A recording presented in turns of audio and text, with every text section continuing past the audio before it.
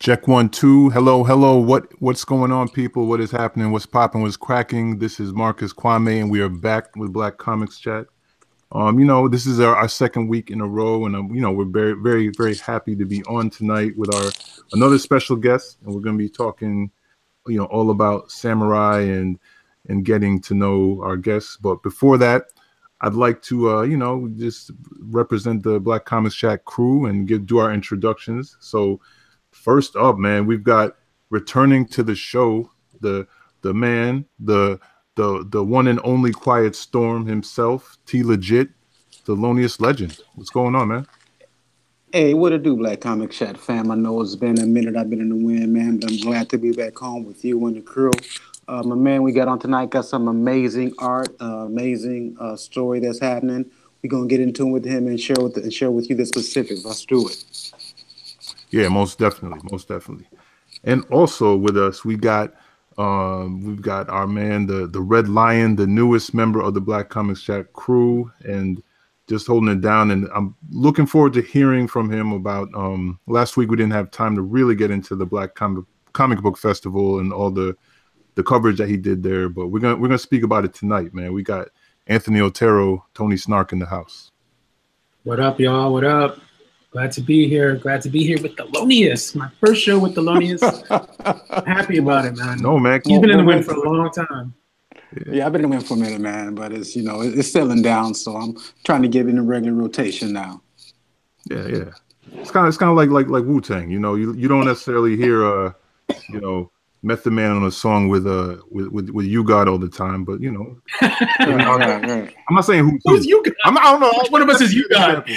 How about Method Man and Inspector Deck? There you go. Bobby Digital, maybe? Okay, Yeah, maybe not. Oh, all right. Digi, all right. All right. All right, man. But we'll get into some more Wu-Tang talk later. But right now, I know everyone's here to hear the man of the hour, man. We got Deranta Avaloy in the house, and he's here to tell us all about his exciting plans that he's got in both animation and comics. So, how are you doing today, Deranta? I am good. Happy to be here, fellas. Yeah, most definitely.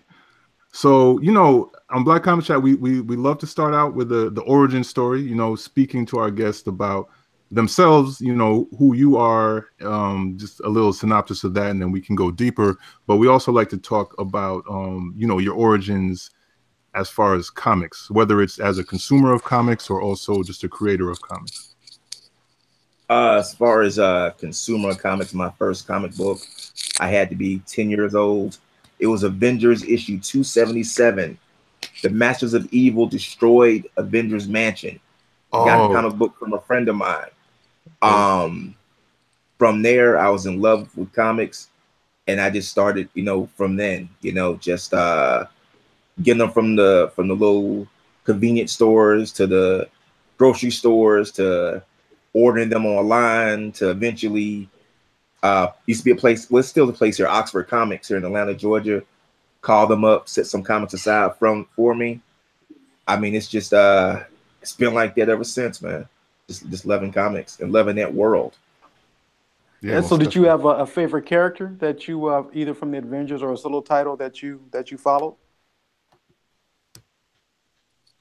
It was more Spider-Man, because I mean he's just so relatable. You know what I'm saying? Like just he's broke. His girl leaves him, and he still has to help the city. But as I got older, exactly. But as I got older, it was a more of appreciation towards Batman. The fact that this regular human just trained himself to human perfection in every single arena to be able to deal with whatever's thrown at him. I think that's something that we as a people, just all of us, should really take something away from that. Nothing can really hold us back. We just need to just focus on quote unquote training and just do our thing. Yeah, he's supposed to be the world's greatest detective. Yep. Yeah. So I had an appreciation for Spider-Man, because I think he was actually the first comic where the hero wasn't an alpha male, right? Right. He wasn't like a squirrel jawed kind of like the Superman, Batman type A. He was a wisecracking, middle school kid. Had acne, had girl problems. Just had your typical, growing up problems. And so I think a lot of people, me including, identify with him. And see, that's the thing about him, though. He never outgrew those problems. Like, he still kept those same problems. I remember one issue. I think he was quote unquote supposed to be like in his late 20s. Yo, he couldn't pay rent. Him and MJ got kicked out on Christmas Eve. Yeah, I remember that. How real is that? Yeah. That is crazy. To his credit, MJ, his love pictures, they were all fine. He did So, the models. Yeah. He did. Yeah. Not in high school though. I guess photography will do that for you. Yeah. Photograph yourself and make millions, right? Right. Everybody doing selfies now. Yeah. Cool. Yeah, so I think that's interesting. I think there's how a lot of guests we bring on. Spider-Man seems to be the one character. If he wasn't your favorite character, he's the one that you appreciate and identify with. Right. Yeah. Right. So that seems to be a common thread. Yeah, we get a lot of Spider-Man, a lot of X-Men, definitely. And another common thread is just the spinner racks that back in the day when you could just kind of walk into like the drugstore, the supermarket, everywhere and just find comics, man. That was around. Yep. It was dope. Now you got to go to specialty stores. Yeah, like it was a very low bar for entry, Right. Yeah. Just find it, man. I remember in the Bronx, we used to have these flea markets. You know what I mean? They would be in these random places, and my mother used to go to this flea market, and it would be just different vendors with in booths and stuff, and it was every weekend. Right. That's where I got my comic books from. There was this guy, just comics. That's what I mean? And I didn't really know what a comic book store was until later, because I was like, well, that's where you get them, at the flea market. Yeah, you didn't need to know what one was because your corner store had them. Yeah, you had your spots. Yeah, that's funny too. Like when you're a kid, I can totally relate to that. When you find your spot, you just know you got to be there every month. Right. Yeah, I was big on kind of Tony Stark, Iron Man back in the day, especially when he was going through his drinking. I was about to ask you, what he was going through his drinking back then. Yeah, he was going. I was like, that's interesting. A superhero, and I think that's one thing that Marvel did really well, right? As opposed to Marvel was always imperfect heroes, right? That were fighting the best they can, and DC was always kind of ethical, lapses or it's almost kind of Moby Dick type, bigger than life or larger than life. Yeah. So I always identified more with the Marvel side because they had that human element that drew me in. Yeah, that's true. Definitely. So what else were you reading, Deranta? I'm sorry. I'm saying, what else were you reading at the what, Spider-Man, of course, X-Men, that whole Image as far as Spawn definitely was messing with him. Image was tight when it first came out. Oh yeah. When you could find the issues, yeah. Yeah, you had them speculators that kind of blew up the market in them. Yo, that was I fell victim. I thought all those issue ones were gonna be we're gonna pay for my kids. Yeah, Image had Pitt, Savage Dragon, Spawn, Wildcats, the Max. Max? The Max. Yeah. What was the fight team that was similar to Avengers? The government. Wildcats. No, Wildcats. Oh, Youngblood. Youngblood. No, Youngblood. Yeah. It was Youngblood. Yeah. With Bedrock and right. But I thought Savage Dragon was kind of my favorite. Yeah, I used to mess with Savage Dragon a lot. Yeah. Savage Dragon was kind of my favorite. Cyberforce, because I was a big Mark Silvestri fan. Oh, Cyberforce was dope. Nice. Cyberforce was dope. Nice. And also like Wildcats too, but I was a big Malibu guy. Oh yeah. Okay. As far as indie titles, I loved. I thought that cat they had, I think his name was Ferret, which is kind of a spinoff of Wolverine. and every comic book industry or comic book maker had their Wolverine spinoff because he was so popular. Oh, yeah. But I thought it was Wolverine done right. I was like, well, if Wolverine was like an adult, he would be like this cat, So, but yeah, I mean, it was a lot of good runs back in the day. Yeah, most definitely. So all right, so that so we kind of went from Avengers, moving forward, and so tell us about like what moment was there a certain moment when you kind of caught an itch and you said like maybe one day I want to do this? It was honestly, I think I was like around like maybe like 19, and it was just seeing everything that was going on with comics, whatever, and seeing the stuff with like Milestone and stuff like that. And I was just like, you know what, maybe I can try to, do a comic. So what I think Milestone was a catalyst for a lot of people. Yeah. I did a failed attempt to do my own comic, actually writing it, illustrating it, the whole 9 yards. It was terrible. But I remember showing it to a couple of friends, and they were like, yo, this is interesting. At least you tried. So I mean that was kind of that. So I just kind of put that on the back pedal, and then it really wasn't until it was actually. So did you get a participation trophy? I mean, what's going on with that? I just got people like, yo, that's the guy who did that comic book. That's the guy who did the comic book. Like I did one issue, and I would just show people, like, hey, this is what I did. It was a good attempt, but it was a failed attempt. So I mean, ever since then, I always kind of had it in the backdrop. I would kind of one day do another comic, and it wasn't until about maybe 2 years ago, I went to like this big America screening where they were showing Civil War, but they were showing like all these Marvel movies back to back to back to back to back.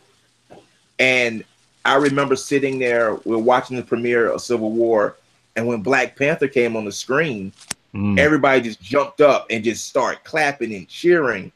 And that kid in me was like, yo, man, let's bring it back, man. Let's do something. And that's where Yasuke kind of came from that. Wow. So that, I mean, you said a lot right there. I think definitely one common theme that I see is you had mentioned, that Milestone was something that like, years ago was part of making you say like, hey, maybe I can do this. And then like, moving forward, even to Civil War, seeing like Black Panther and that impact. So, I mean, obviously, like, I don't think anyone on this show is at all, surprised about the idea about how important representation is. But I think, I don't know. I think that's a really crucial piece to your story. And then, for you to go forward and create something that might be inspiring to someone else. So I think that's a clear illustration of the importance of representation. Definitely, because it's just, who better to tell our stories than us, And right. We have so many interesting stories to tell. And it just, like I said, just from that moment, the animated series and also the comic book just came from that moment. I was working with a friend of mine, Trey Squire. We were actually he was writing a screenplay for me for an animated short movie I was doing. And I told him about the whole thing about Yasuke, because it was an idea that I kind of kicked around in my head for a while. But, I never really brought it to fruition. So then when I told him about it, he got started writing to it. And then I hooked up with a dope illustrator by the name of Mike Tony. He did some drafts of Yasuke and Akichi and everybody else in the story. And from there, it just started snowballing to where we at now. Okay, so the images that we've seen online of Yasuke, are those so those artists you just referenced are the ones that are behind that artwork, right? From the character sketches, yes. From the comic book series, the pages and stuff that everybody's seen and the cover and everything else, That's from a more well-known illustrator who I can't really say right now because we have a contract. Oh, okay. But if you look at the detail in the pages, you know who it is, and he's done stuff for Marvel, for DC. He's done stuff for the big boys. He's still doing stuff for the big boys. I'm gonna go back and look because I was trying to figure it out. I did think that it looked familiar, but I haven't solved the puzzle yet, so I have to go back and try to figure that out. Yeah, he's a good guy, and I'm just happy he just was like, I see what you're doing, and this is different. I kind of want to be a part of this, because this is such a different story, and here we are. Okay, cool. So since we we mentioned the name and we started talking about Yasuke, can you like speak to the audience about who, for people who aren't familiar with his history and his story, can you give a little background on it? Okay, Yasuke was a former African slave who, through different trades and being traded left and right, wound up in Japan during the feudal period. And from there, he became a servant of Oda Nobunaga. Oda Nobunaga was so enamored by Yasuke's appearance because during that time period, they had never seen an African before. So this guy standing like 6 foot some change, weighing, 180 some pounds, muscular, golden. They thought he was a god. Like these people would gather every single day to just get a glimpse of him. From that, Oda just kept him around and stopped trying to. He was not trying to treat him like his property. He was actually trying to treat him like a man. And from there, he grew such a fascination with him that he wanted to actually train him to be a samurai. And he was actually one of Oda Nobunaga's like most trusted warriors during that time period. Wow.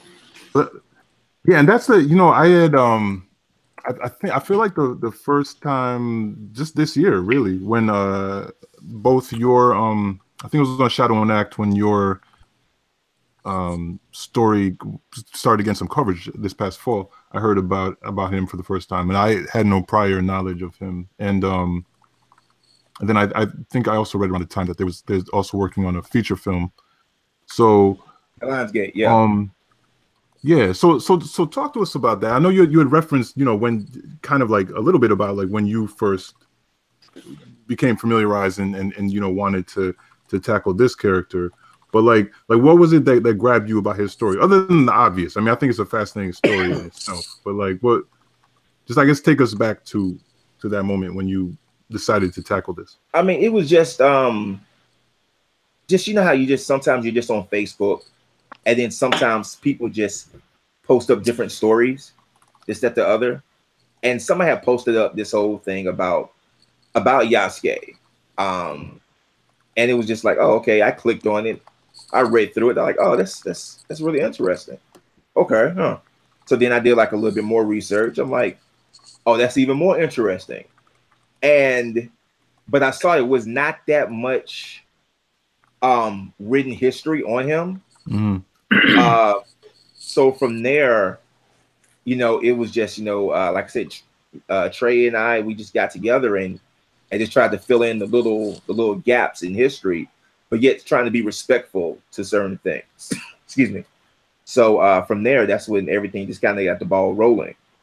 It's just the biggest thing that I think that a lot of people have really taken away from everything is, when I say like, the first African samurai, everybody's like, well, what about Afro samurai?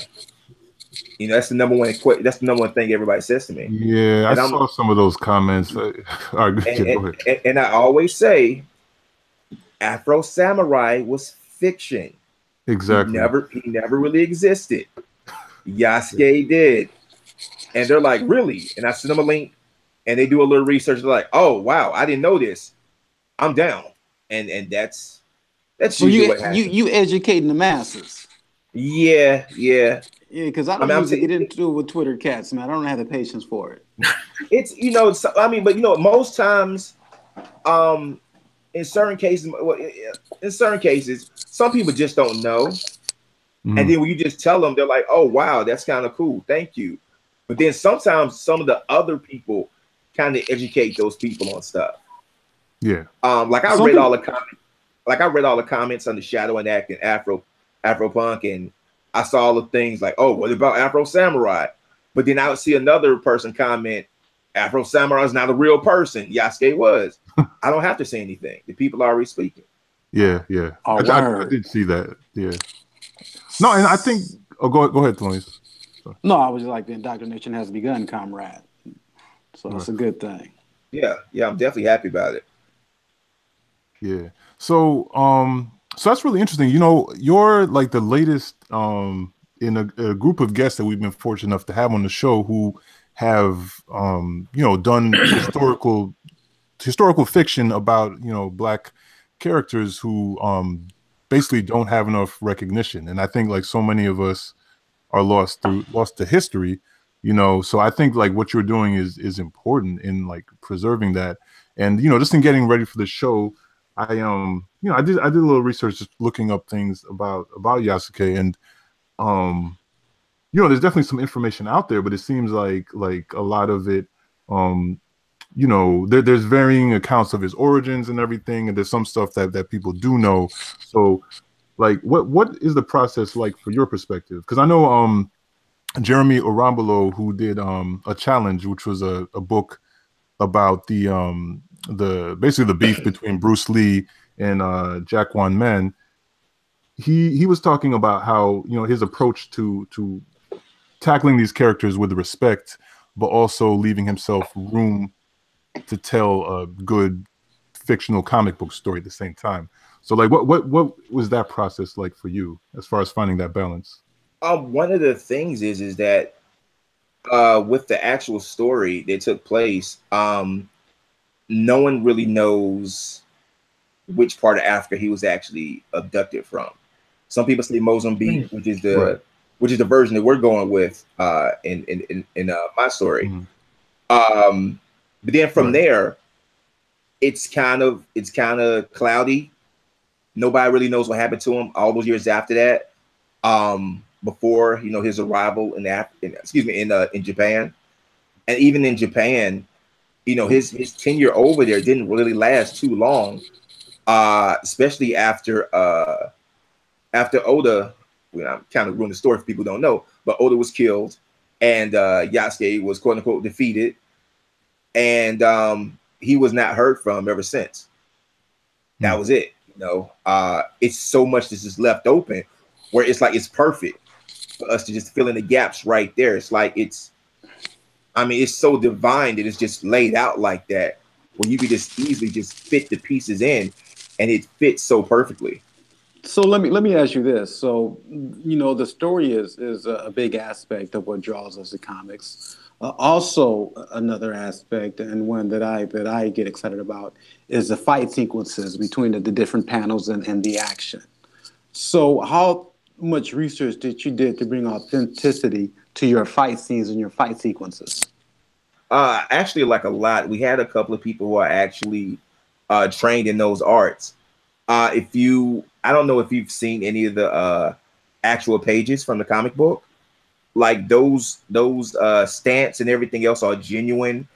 Everything is genuine down to a T, as far as the holding of the sword, to the jumping, to the movements, everything. Nothing is. It's not going to look ridiculous. That's the biggest thing. We want everything. I watched the trailer and I thought there was some movements that I recognized, and I was like, I don't know if the person that is doing this has trained in this art before, or if he has an editor that's trained in it before. So I was curious how much research you did to bring that level of authenticity to what little bit I did see.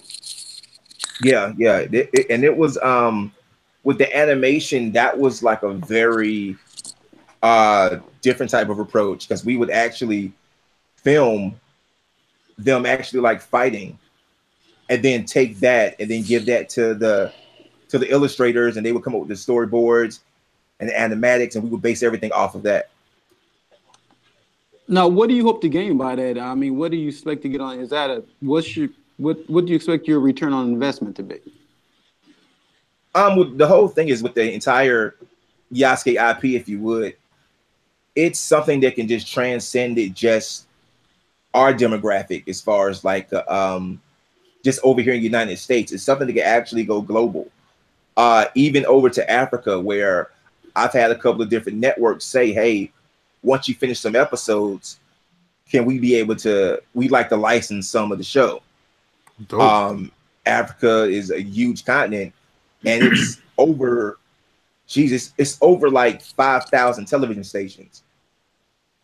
Just imagine if I just license all that just over in Africa alone. So when we, I'm sorry. Go ahead. I have a question for you. No. Go ahead. Well, so we have a lot of artists on, and they're great artists, right? And you know, creating great art and putting it out there is one skill set. The business side is another skill set. So is there a team behind you to help you market this? Are these skills you're learning on the fly? What type of PR campaign are you running? Can you tell us a little bit more about that? Yeah, now currently I do have a team behind me, as far as investors and different marketers and stuff like that, who saw everything that I had put together on my own and were really impressed with that, and was like, well, who's behind you right now? And I'm like, well, nobody. It's just me. And so they were like, okay, no, you should be at a whole different level right now. So from there, you know, they put up certain funds for me to get more illustrators, for me to be able to get the comic book done. Like, especially with the comic book alone, like if you look at it, like the pages are actually like painted. It's not something that's cheaply done. That's one thing I really wanted to like really get across, especially being a, you know, African American owned company. You know, I want the quality to be up there, the same with like a DC or a Marvel. I don't want you to be like, oh, that's that black comic book. I'm sure it's going to look kind of cheap. No, it's not. It's going to look like something that you're used to seeing from the other counterparts, maybe even better than the other counterparts. That's what I'm trying to do right now.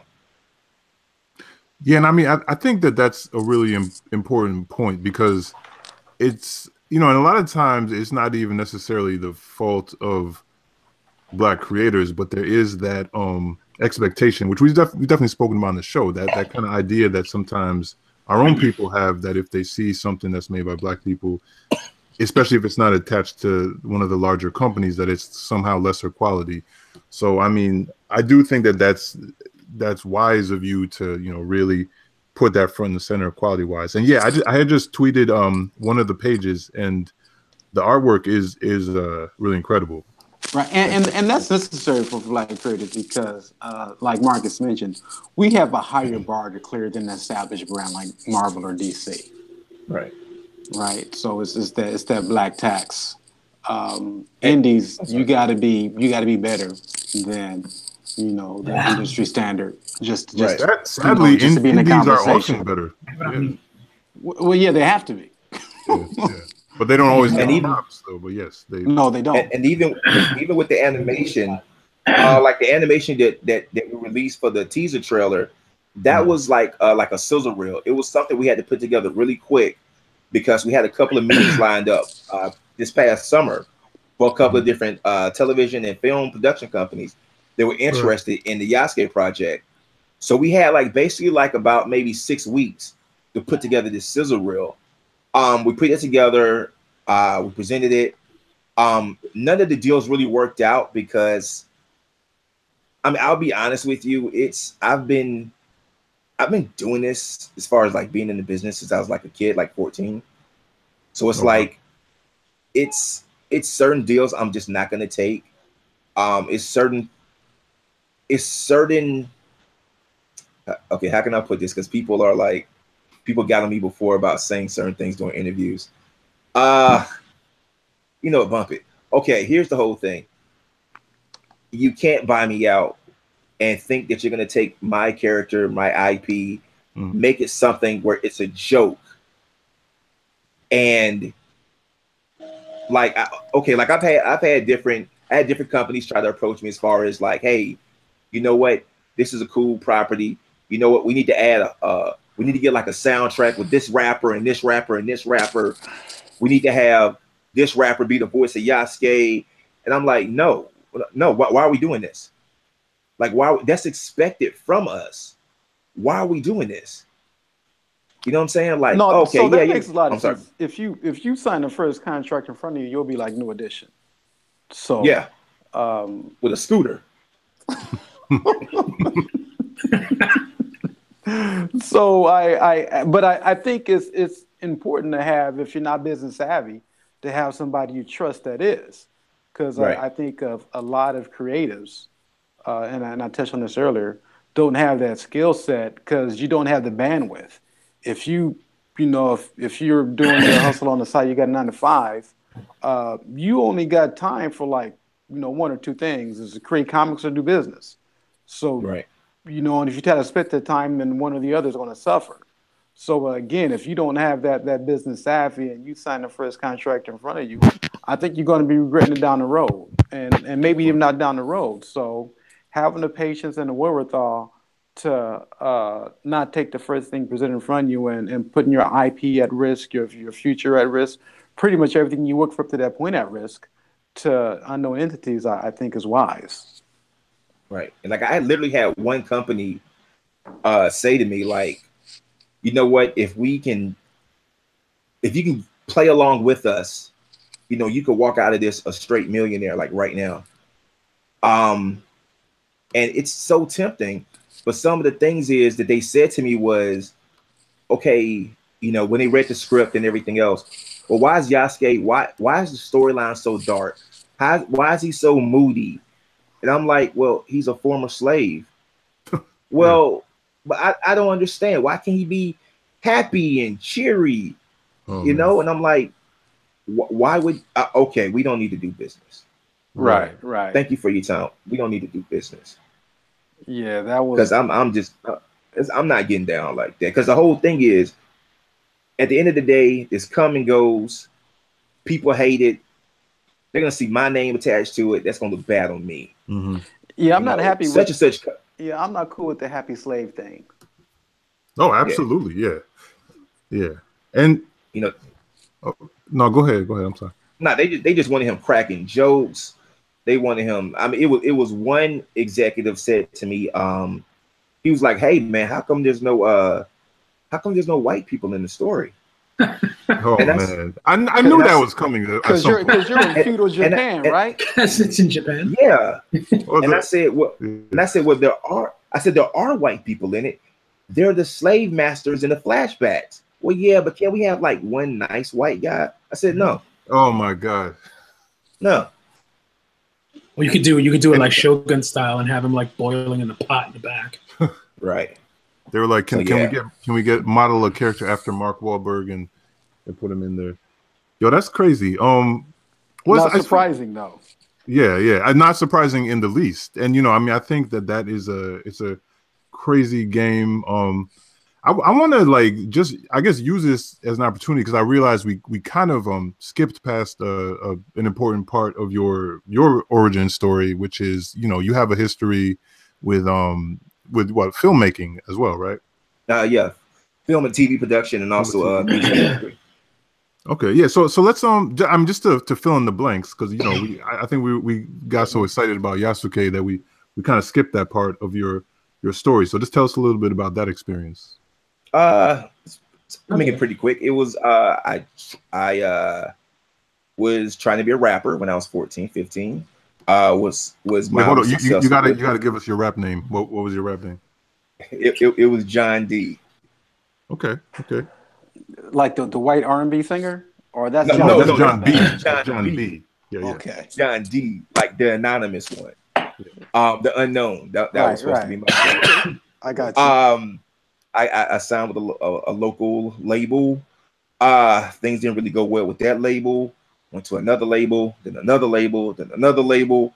We're talking about bouncing around from label to label. And of course, like 4 years, no real music coming out. I just needed more control over my life. So from there, I just kind of just moved on. I was always interested in acting. So I got more into acting, theater, with the Lions Theater here in Atlanta, Georgia. I did some other things. And from there, acting is, I love acting. But the thing about it is that you have these little gaps in between jobs. Like no one stays consistent, back to back to back working. You might have a gap of anywhere between like maybe 3 weeks to sometimes even 3 years. Yeah. So I decided to start writing and producing my own stuff. And then from there, I started getting some different production deals, distribution deals, and everything else like that. And that led me to where I am right now. Okay, cool. Yeah, because you had mentioned that you had mentioned like going into like having done those meetings since you were 14 and having that, and I guess how that familiarity kind of helped prepare you for some of the silly things that you run across in meetings, today. Yeah, it's what one of the biggest things they'll always try to do to you is, hey, we'll fly you out first class. It's like, nah, you can just fly me out, coach. It's cool. Right. Like they're just trying to wow you, right? Like yeah. It's like, oh, really? Like, yeah, it's cool. I'm cool. Oh, okay. Okay. Well, we're gonna have you. You want to go eat at this restaurant? No, I just want to come in. Let's just have the meeting because I got other meetings to go to that day. Oh, wow. Oh, okay. That's how you gotta do it. Yeah, no doubt. So being that that with that Yasuke, you are working simultaneously on both animation and comics. Like, are you planning to launch them simultaneously, or are you planning to launch one before the other? Like, what's the plan as far as that's concerned? One of the things we're trying to do right now is we're trying to do definitely a different approach with the comic book. I have one distributor who's pretty big. They definitely want the comic and everything else like that. We're trying to finish it up right now.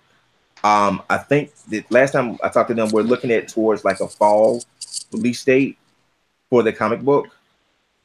For the animated series, we're actually looking towards a summer release, 6 episodes through a major online distributor, and that's going to be pretty. It's going to be pretty big from that. This summer is basically go around. So can we guess the online distributor? There's not that many. Rather not say. So it's not Netflix, right? We'll leave some things to mystery. Yeah, let's it sounds like my man's got some contracts, so we don't want to. We don't want to compromise that. Yeah, it's this company is buying up everybody's stuff. That's good. I'll just put it like that. Okay. So I think that pretty much told us, right? I mean, so one of the things is, pushing that envelope. I was just reading about that in Forbes. So one of the things is we're definitely we're going to be going around touring with the series this summer, different cons and stuff like that. So one of the things I want to do is I actually want to have like a con limited edition issue 0 of Yasuke to take around. Are you going to be at the fan con in April, or is it April or May? It's end of April, right? April. I don't think they got me going down until like I think it's like either late June, early July. I think I'm doing like late June, early July, August, September, and I think I stop in October. Oh wow! Okay, so you're gonna be hitting the con circuit pretty hard during those months. Yeah. So it's basically like so it'll be like a limited edition comic book that you can only get from me at the cons. You won't be able to buy it anywhere else. You won't be able to buy it online. That's it. You can only get it from me at the con. All right, I'm gonna come look for you. Actually, I'm sorry. Take that back. Okay. We're actually gonna have a way where you can be able to purchase it online, but it'll only be available during those time periods while I'm at the con. That's it. Oh, okay. So limited window. So if you will, imagine when you might have like a limited edition pair of Jordans come out, right? A lot of people try to go to Nike.com and all these different websites to purchase these things. And let's say it opens up at 9 o'clock in the morning. And then by 9:05, it's sold out. They're done. We're trying to basically just do the same thing, but translate it to a comic book forum. That's all. Okay, dope. So, what about some of the other? So, are you like some of the other more traditional, online platforms like Comixology? Would people be able to purchase it that way? Yeah, issue 1 will be available through that distributor. That will be like in the fall. Okay. So it'll be everywhere. It'll be everywhere. Okay, yeah. But I see. But if people want to get it ahead of time, they gotta jump. Well, like I said, the issue 0 will be a thing that they won't be able to purchase anywhere else. Where it's just it'll have it'll be that painted style from that illustrator I told you about earlier. Where that's the only thing he's doing. He's doing that sneak preview issue, and then that's it. Because he's really expensive. So I cannot afford him on a regular basis. But he's dope though. He is dope. All right. Well, so I want to ask some questions about story. Yeah.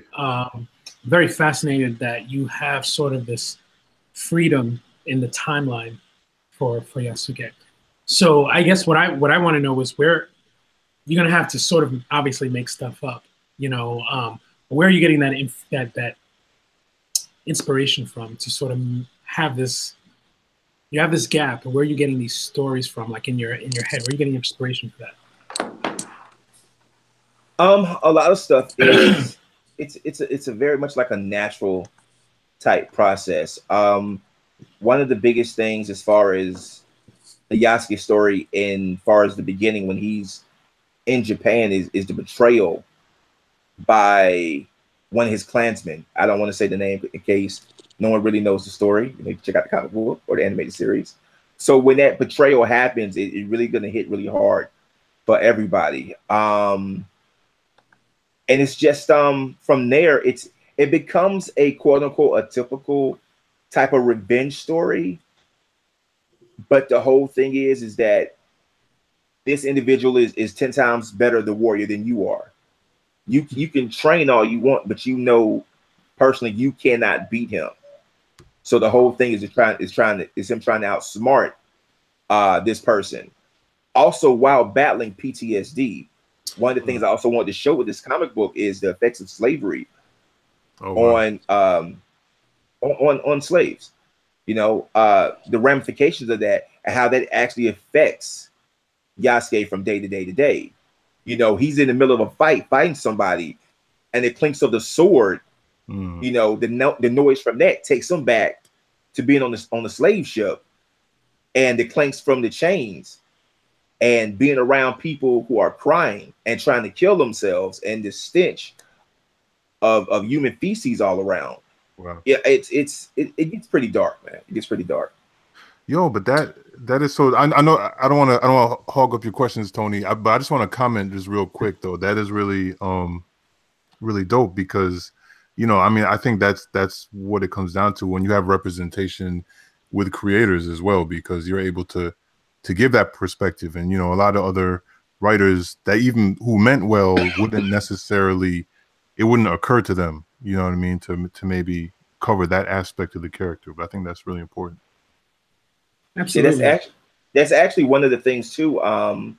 We're also designing a Yasuke video game as well. I don't know if you got that link or not. Where basically with the game, it's going to be kind of different. Where you're basically playing 2 games at once. You could be walking and fighting 10 guys all at one time, but then it might be something that will trigger your PTSD, and then you're fighting on top of a slave ship trying to escape the slave masters. You jump and hit the water, and then as you're about to try to drown, you might be getting ready to drown. That takes you back to the fight that you had in feudal Japan, and you're still trying to fight off the samurais trying to kill you. So it's trying to do things really differently with this whole entire IP. Wow, that sounds amazing. So do you have several story arcs in your head, or are you trying to tell the same story in the comic book as you are in animation? What's all that about? Okay, with the comic book takes place with Yasuke in Africa before his enslavement, and also it'll go all the way up until he reaches Japan, and then that's when that issue will end. So far, we've planned it out to like 100 issues. You said 100 issues? Wow. Yes. Oh wow. That's crazy. Holy cow. So with the animated series, the animated series takes place with Yasuke from his time in feudal Japan all the way up until the end. That's why I'll just say to the end. We're planning with the animated series to go for 100 episodes. That's what's up. That's Definitely. what's up. Yeah. Because it's nothing like when you have a really good series and it ends too soon. So I mean, it's good that you're planning on having a lot of material. You definitely don't want to go too long, and you don't want to like how do you say it, like just be around and just be taking up space. And it's like, yo, remember when Yasuke was really good the first 50 episodes? They jumped the shark. So we just want to jump the shark. Yeah. We want to just do 100 issues, 100 episodes. We'll move on. That's cool. But yeah, I mean, like, it seems like with given the material with the character, like, I think that sounds like a good amount, just to tell a lot of stories. Oh yeah. It's definitely pretty cool. We've written everything all the way up to the very last episode, and also to the very last issue of the comic book. So it's I like how everything takes place. Yeah. So you have them written, like, not just outlines. You mean like they're actually like written stories? Yeah, they're done. Yeah. Whoa, you don't play. Yeah, I have a great team. I have a great team of people. Yeah. The biggest thing is that with me is that when it comes to me recruiting people, if I'm able to show somebody what I've done and what I'm trying to envision for a project, I mean, most times they'll get on board and it's like they're happy to be a part of something that's actually somebody's actually trying to do something and not just do some fluff, Right. And then the other thing too is it's like, let's just say like my comic book artists, I can have them working on, the series, the comic book series. Then I can have them storyboarding my movies, storyboarding my other projects. So they're always employed. What's up? Do you want to give any further shout outs to your team? I know some people contractually you can't speak about it, but like who else can you tell us about? Trey Squire, screenwriter, Mike Tony, dope illustrator, Hasi Akeem, great illustrator, Yusuf Anaf, another great illustrator, animator, Jinder Tanavov, another animator here in the city, gave me great advice with everything with Yasuke, Beverly Toole, Nancy Oliver. It's a bunch of people. Just the whole Avaloy Studios team. So make sure I don't miss anybody. Right. That's dope, man. So I'm about to tweet out the VR game trailer or the footage that you had put out from that. Okay, cool. Yeah. So go ahead, Tony. One more question. Do you see this character having a love interest at all? Because I know that might be a little interesting in Japan. We thought about it, but we decided not to, because a lot of times especially with this type of story and the depth of it, it's like it becomes a distraction. He does have a quote unquote like a sidekick, a young female Japanese woman who's training to be a samurai along with him, but he's doing it out of more of a respect thing, because the thing is, during that time period, nobody wanted to train her because her name is Amy in the storyline. Totally fictional character. During that time period, of course, you know, women were not looked upon as far as trying to train to be warriors or trying to be dominant in that society. Their role, quote unquote, was to just, you know, bear children and take care of the household. So we just want to have a character that just tries to kind of fit that same little spectrum with Yasuke some. So we just wanted to just add her to the mix. But there's no type of love story at all. There's not going to be enough time. They're trying to stay alive. Okay. Because the thing is, it's like, to me, it seemed like it would be expected. And like I said, we try to go the opposite way. Yeah, no, that's very true, and that's something that I've definitely commented on. Like some of these, like, you know, action movies or like post-apocalyptic movies where like stuff is like crazy and you could go at any second. It is kind of crazy when people find time to squeeze in the romance. Right. It's like Walking Dead. Like, yo, for real? Yo, I wouldn't be loving nobody but myself. So yeah. There's a lot that happens on The Walking Dead. You know. Yeah. So yeah, that's the main thing. It's just like I said, we're just trying to just do something that's just different, that entertains people, and we want to make sure we hit different platforms as far as like video games, as far as animation, as far as comic books, and just really give people just something just to really root for. Cool, most definitely. We had a question from Twitter. DY Heim, one of our you know, regular listeners, she wanted to know, before, when you're speaking about where you'll be appearing, she asked if there's any chance you'll be appearing at Anime NYC. I think that might be one of the places. I know one of them is some event Crunchyroll is doing up in New York, but I think that's in September. I'm not too sure. I don't have the itinerary in front of me right now, but okay. I think is there, so. Okay, is your Twitter the best? Like, if people want to keep up with the news as it comes out, like, what's the best place for people to stay updated? You can do Avaloy Studios on Twitter, AVALOY Studios on, like I said, on Twitter, Avaloy Studios on Facebook, Avaloy Studios on Instagram. Cool. So people can definitely follow and stay up on it. So wow, man, like, you know, I don't know, like I think we were definitely getting to the whole business side of things, but I'm very, very impressed with the plans you have. Like, you know, I think especially as far as like really tackling these various media, and it sounds like, you know, you're going to adjust, like, from what you're saying, you're going to adjust what you cover or what aspects of the character you cover, right. And the VR game, is that, what platform would people be able to play that on? Right now we got a couple of different people that we're actually talking to right now. One of the biggest things that I think any creator should personally do is actually put the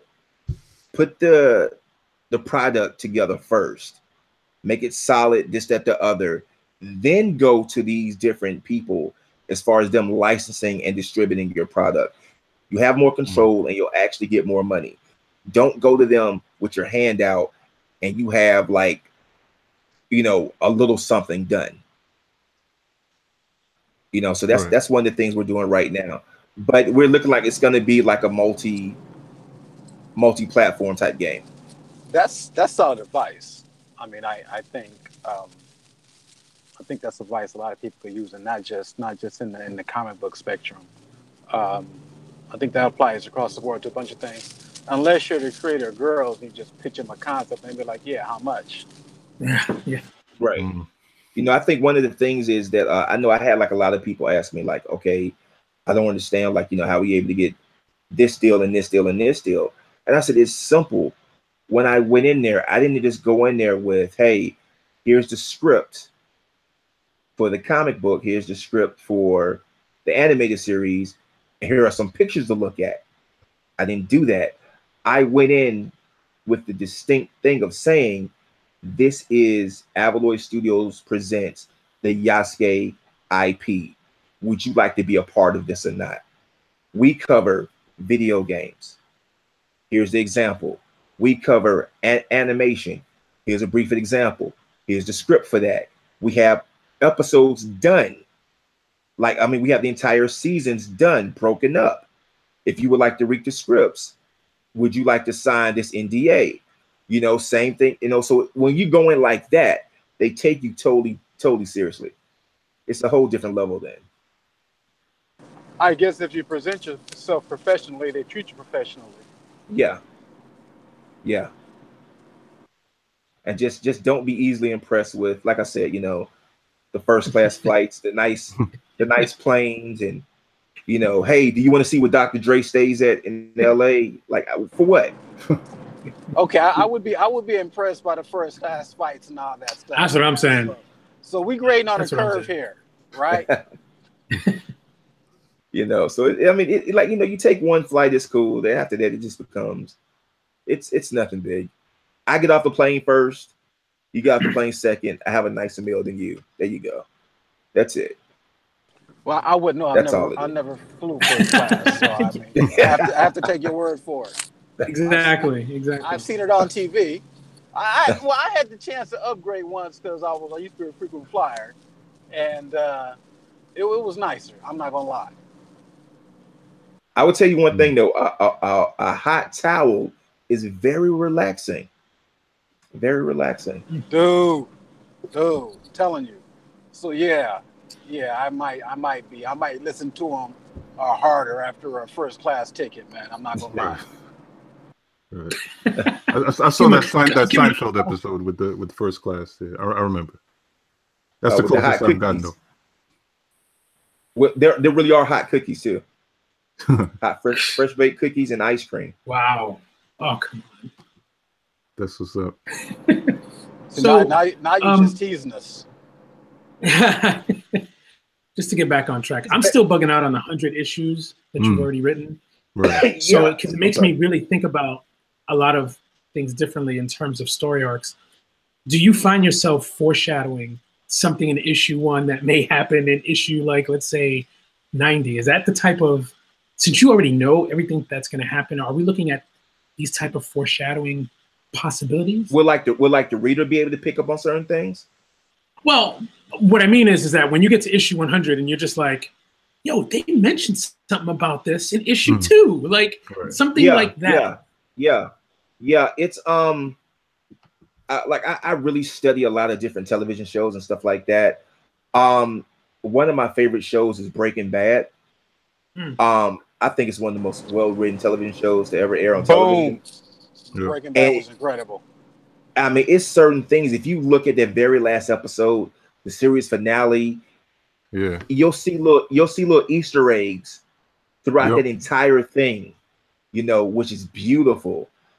And they're not just out there. You have to really go back and watch it, go back and read it.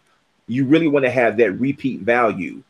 To me, one of the most amazing things about Breaking Bad was they didn't write themselves into any corners, right? Right. Where they did some type of unrealistic plot, and then they had to, you know, use like Martians to get them out or something. It was well thought out. It was well planned, and they dropped Easter eggs in almost every episode up to the finale. Right. Because the whole thing is that the guy knew he wanted to tell. If you really look at Breaking Bad, it's really, really simple. It's the story or the origins of a villain. That's what it really is. Yeah, he's a super villain. Yeah. He becomes a super villain. He becomes Dr. Doom. He becomes engulfed in that power, and he loves it. Right. Absolutely. And I would just add to that he had all along, like long before the show started, he had those elements of that super villain. Because I think a lot of times when people speak about the show, they make the mistake of thinking that only his health circumstances, like that was the only reason that he went down the path that he went. But like all of his jealousy and his entitlement and all those things were a part of him from episode 1. You know, his pride, not taking the handout from his former company. Well, I don't want your money. The people that he said cheated him out of the company. Right. Well, I mean, they offered him $5,000. He was like, yeah, he didn't have to take it. Yeah, but it was his own failings that even made that fall apart. You know what I mean? Yeah. His choices. So it was like we talked about earlier in the show. Don't take the first thing offered to you. Right. And then the other thing, I mean, it's so many different. Oh my God, so many different layers with this thing, man. It's Breaking Bad is just a beautiful show, man. Yeah, it was layered. It was all right. It was one of my favorite shows too. Oh yeah, you kind of see the same thing in Breaking Saul a little bit, just a little. I mean, excuse me, Better Call Saul. You see that just he's trying to be the nice guy, Jimmy. Right. Saul's not as tight though. I mean, there's lapses where it loses focus. Right. It does. I mean, because Breaking Bad was strong from end to end. Saul, you can see what they're trying to do. They're still trying to figure out. They're trying to reverse engineer it, right? Right. So, because Breaking Bad came first, so they're trying to reverse engineer it, and you can see where every once in a while they have lapses, but it's a good show just compared to Breaking Bad. It comes a little bit short, but most shows do. Right. Yeah, but you were referencing. I'm sorry, you were referencing Breaking Bad in the context of how, like the longer arc and the way that it was able to foreshadow and like how that figures into your storytelling. Yeah, because the thing is that you look at some of the greatest comic book series, some of the greatest television shows. The writers from the beginning, maybe even after that first season, kind of knew how they wanted to end things. You look at like I said, you look at the Breaking Bad. You look at you look at a movie like Star Wars. I'm talking about the original trilogy. Not now. Please God, not now. But the original trilogy. George Lucas knew how he wanted to end it. He really did. Hey, so let me ask. I want to ask Tony, who's on the panel. Tony, you wrote a couple books. Did you know how your story was going to end before you started? Yes. See? Yes, I did. And did that make it easier for you or harder for you? Well, in many ways, it made it difficult. But the end goal was always the same. Like I knew where I was going to start, and I knew where the end goal was. It's just the middle that it can get muddied, and sometimes the original plan to get to that ending changes. Sort of. I agree as you write it. Yep, I agree with that wholeheartedly. I had I had some of the same issues. So what you're saying, I think makes sense to a lot of writers. And I know everybody can't write or diagram or storyboard the same. But I think knowing how it's going to end before you start is almost like half the battle. Otherwise, I think you meander. Yeah. I think, like I was talking about television shows. If you look at a television show like, I don't know if you all used to watch Lost. Yeah. It lost me after the third season. Yo, they didn't know what they were doing, and it went terrible. I agree. I think Lost hit. I think it was too big. I think they exceeded expectations, and it was like, let's just keep this going. What can we do? Right. Because I was like, this is ridiculous, man. Well, I felt like they were trying to. They knew that a lot of their storyline didn't make sense, so they're going to throw in as much things as possible. We're going to throw in a polar bear, monster. We're going to throw all that shit because it makes no sense, but people are going to watch it, and wonder what the answer is, and we're still not going to give it to them. Dude, I fell off. I was like, this is ridiculous. My time is too important. Do you all remember another show, Heroes? I do. Yes. Now, Heroes. Season one. First 2 seasons was great. Season 1 was bad. I'm talking about dope. It was great. Right. It was great. Yes. After that, went down the drain. That was the writer's strike too, wasn't that? I feel like when they had what was his name? Sylar? What was his name? Skylar. Yes. Skylar. When they became a hero. And the other guy, when they was basically it was like an arms race to get the most power so they could fight at the end. Peter. I was like, this is like the dopest thing ever. Yep. Right? It was basically an arms race, right? Where they was trying to acquire as many powers as they could because you know it's going to be an epic battle at the end. And you could get 3 seasons out of the same storyline, just start them over from scratch, right? And you build it up again, and they get their allies, and it could have been like, you know, the X-Men and the Mutants of Evil or whatever. You know what I'm saying? Done right. But I don't know what happened, man. Heroes probably had more potential and squandered it almost more than any other show I think I've think of in recent memory. It was so beautiful because the thing is that people thought, like, at first Skylar was a monster. This dude was taking people's brains, and then all of a sudden, it's like, oh, he's a hero. He's a joke now, and it lost me. No, it's squandered. I was like, how do you blow this? They really did. Well, yeah, they really, because you know another thing too is I think they also overexpanded themselves too much, because the thing is that they was doing a series, then also they started doing the comic book. They tried to do a online web series. They stretched themselves too far too. I think. Yeah, it was too much heroes. It just got whacked, man. I mean, it lost its focus. I think when a show over excels, overachieves like that, I think people start fighting for credit and who's most responsible. And I think, to me, Lost is a perfect example of that, because, like you said, the first season was tight. Right. I was like, this is the dopest thing on TV in a minute, right? Oh yeah, definitely. I think both of those shows. Oh, I'm sorry. What's up, Tony? I was going to say I think the writer's strike really got as a part of the reason why that all went downhill. Yeah, that's what happened, Tony? No, it was. I remember the timing. That wouldn't make sense because them shows sucked after the first year. Let me ask you all this. Yeah, it had no continuity at all. What do you all think about the writing with Black Lightning so far? I like it.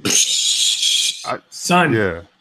I like it. I enjoy it a lot. You can really tell the people who are writing this know what they're doing. They did their research, for one, and two, I mean, they know the culture. So me and you talked about this before, about there's a level of authenticity in your fight scenes, your fight sequences. I would say the same thing about the dialogue in Black Lightning. There's Black writers on that show. Yeah, I definitely agree. I'll actually will admit, when I first saw the teaser trailer, I thought it was going to be whack. I really did. So did I. I didn't think it was going to be whack. I didn't think it was going to be as good. Right. When I saw the first episode, I told everybody I can admit when I'm wrong. This is good. The only thing I got a little issue with is just let's take away. It has a terrible theme song. Oh yeah. And does it? Yeah, I can't remember what the theme song is. It's not memorable. It's not memorable. That's a good point. Is that the first indicator? And the other part is wait, hold on. I want to hear your point. Go ahead.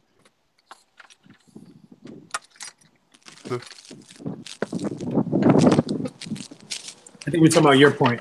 Oh, my point? Yeah. I was talking about your point. Yeah. Oh, and the other thing too is like, as far as the music, they're doing that thing that's so expected, where it's like hip hop, and then they tried to do like a little soul music this past week, but it's like, why don't we just make it just a whole genre of just black music, black rock and roll, some jazz music, just switch it up all together where we cover all spectrums. For what it's worth, they did open with Nina Simone's singing Strange Fruit. And like for me, I was like, oh, all right, it's about to be on, you know what I mean? Yeah. And I feel like that led perfectly into on just what it is to be, driving while black, and just dealing with the police and how quickly those situations can escalate. It's kind of like, and go ahead, Tony. You got it, bro. Go ahead.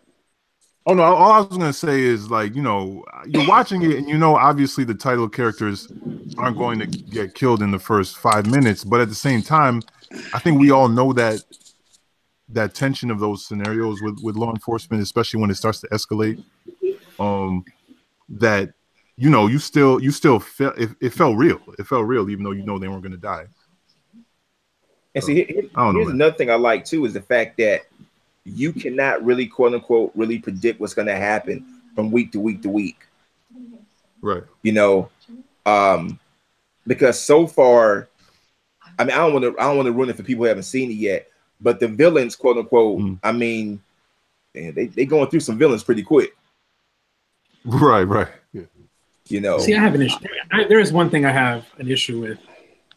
Okay. What's up with the name Lala, man? I just is like, here, this guy's mad hard. He's like doing all this stuff. His name is Lala. I'm like, I need to know the story, how he got that name. It's one of them hood names that don't make no sense, and it's never gonna make sense. Yeah, we all got a friend like that. I mean, he could have been Baby Milk. I mean, it was just like, what? Sometimes the craziest dude will have a name like that. Like, remember his name? Remember Luke Cage? Who's that? Remember Luke Cage? The dude who played the villain at first. Oh, Cottonmouth. Yeah. See, I mean, Cottonmouth was probably one of the best all-around villains in the Marvel universe. And that he was killed prematurely, I think, did a disservice to Luke Cage. Right. Yeah, I think that I'm a fan of Luke Cage. I think it lost steam after that because there was no opposite of him that had the same charisma or magnetism. Yep. I will 110% agree with you on that.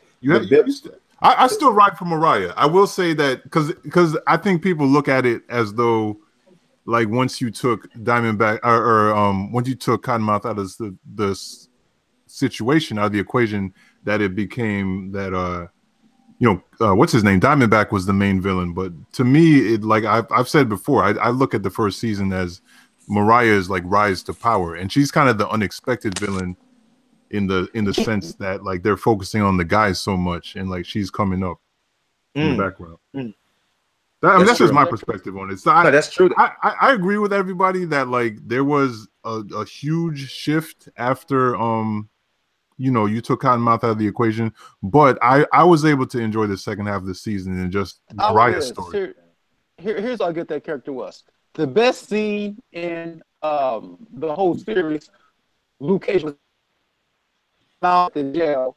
Misty Knight came in and they were having a passive aggressive conversation and they was face to face. I was like, dude.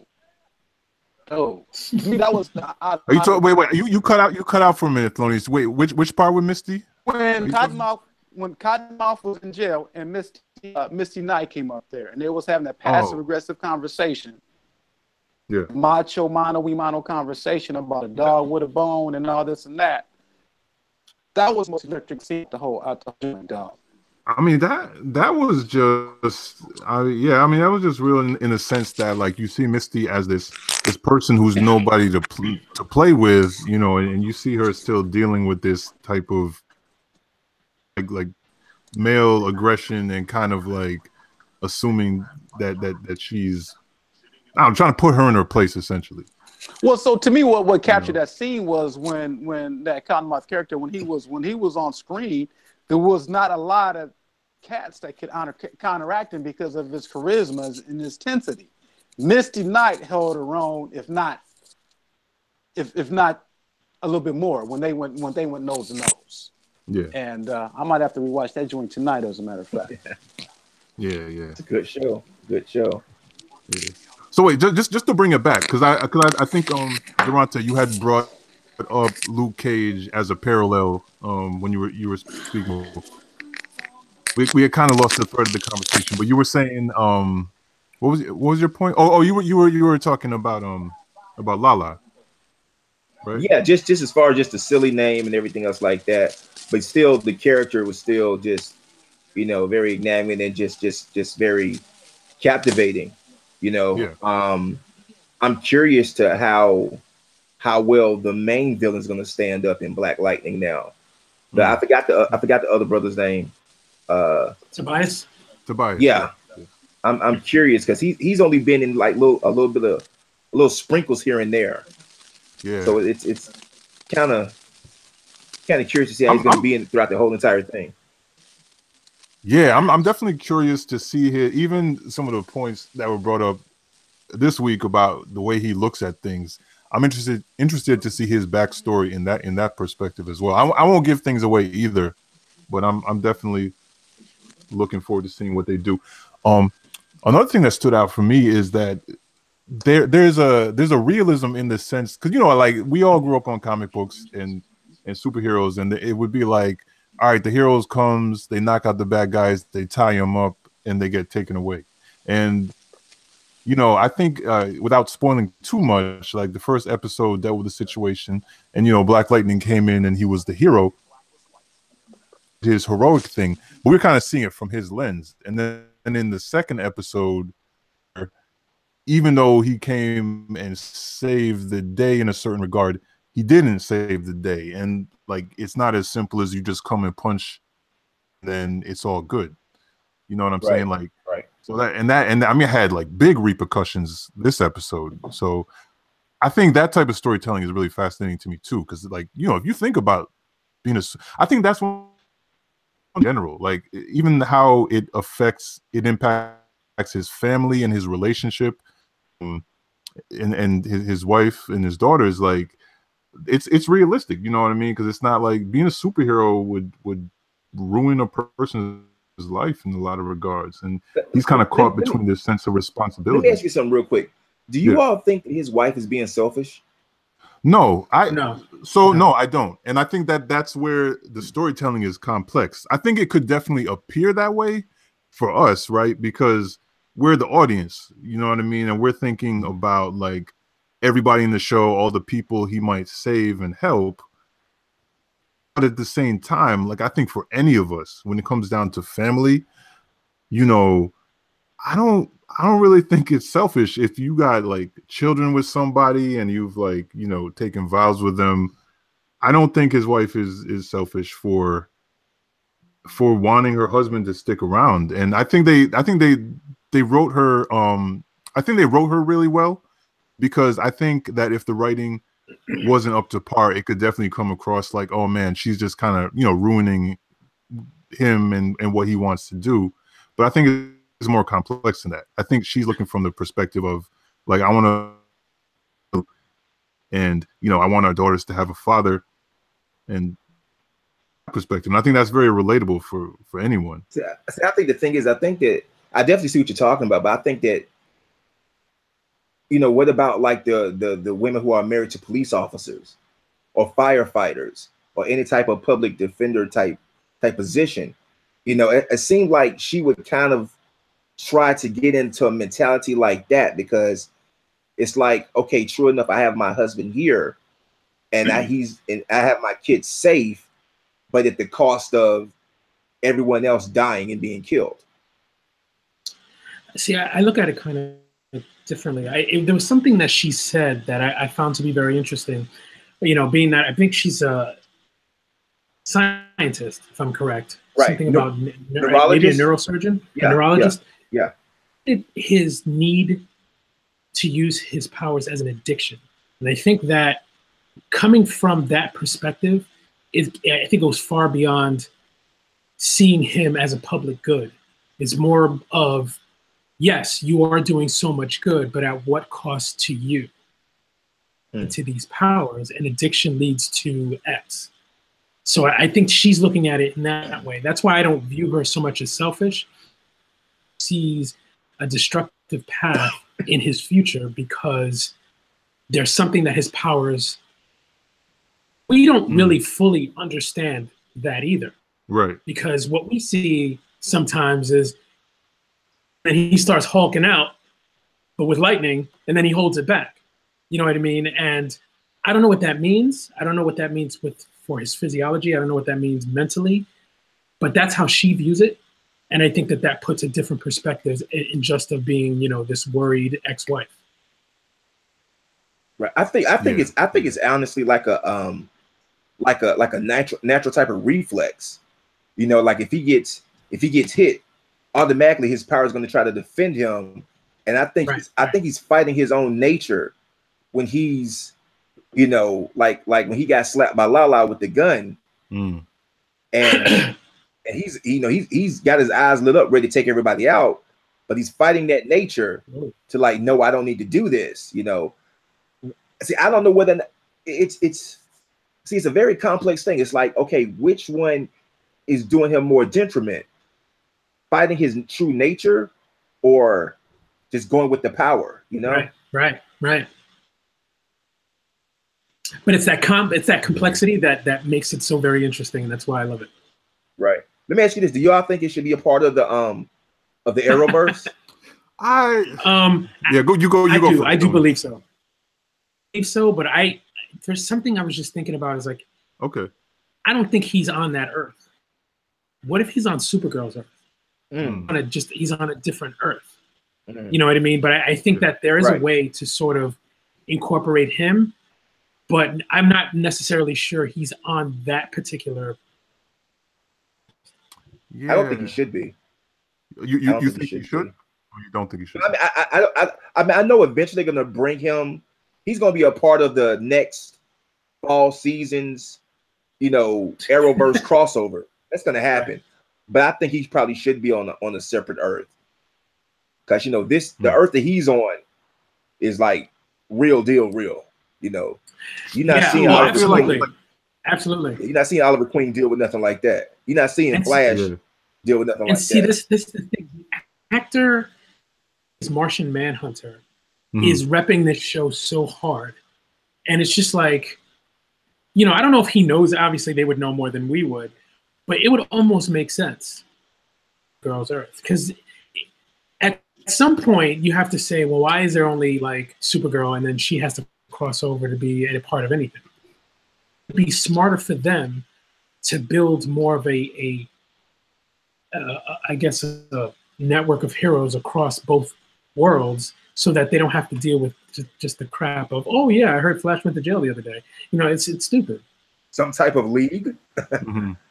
Some type of league, but what I mean is that, you know, it's the reason why you don't see Supergirl in the Arrowverse is because obviously it's two different way of looking at heroes, and the things that Oliver deals with is just so ridiculous compared to, let's say, you know, the earth-shattering stuff that Supergirl deals with. And in the same way, Black, you know what I mean? These things, I mean, come on, the villains alone, you know what I mean? Just, they don't just simply warn you. They're just gonna take you out.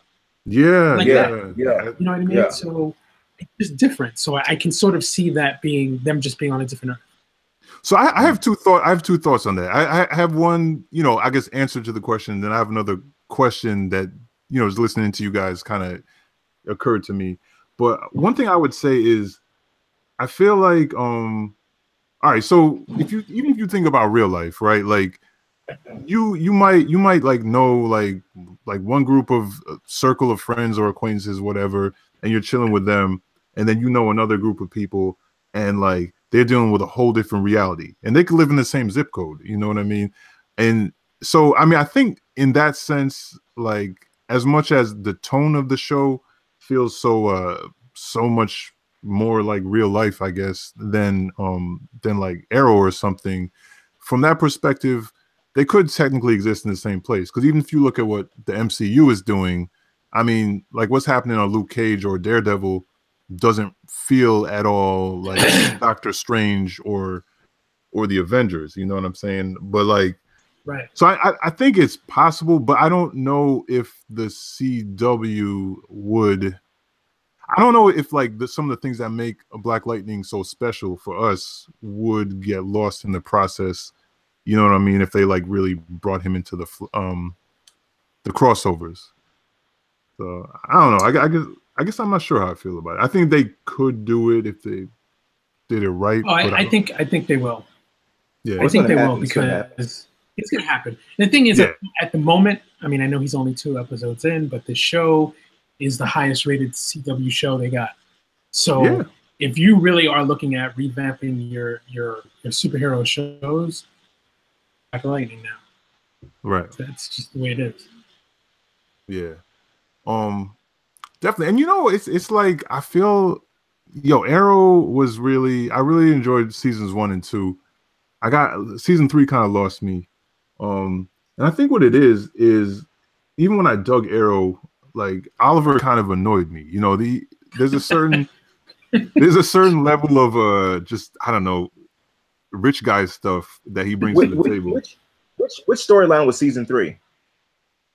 I feel like was season 3 the one where they brought in Ra's al Ghul or yeah, kind of season. Oh my god, I don't even know. Maybe I want to say yeah, because I remember I was really hyped. I was really hyped by it. Season 2 in my mind was the best one.